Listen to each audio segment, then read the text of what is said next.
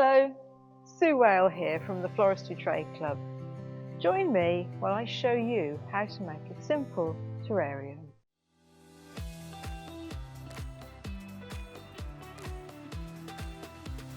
Like, comment and subscribe for more floristry tips and inspiration.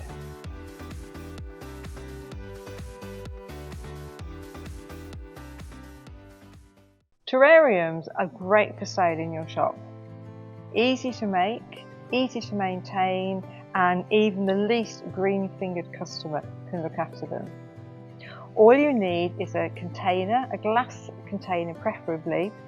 If you're going to use green plants such as tropical green plants, use a container that has a lid because it will create its own microclimate.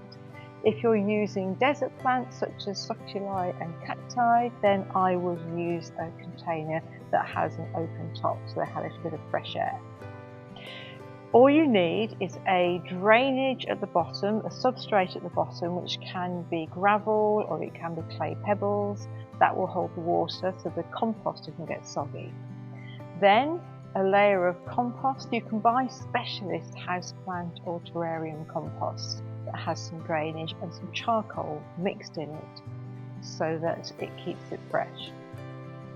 Your substrate should be about 20% of your container, and then your compost layer, measure that to the depth of the pot of your tallest plant.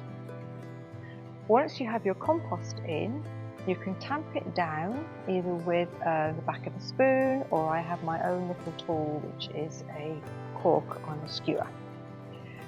Then add some moss and then make a hole to add your plants.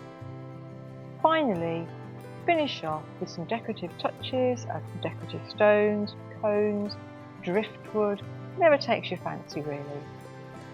Give it a spray, pop the lid on and your terrarium is ready for sale.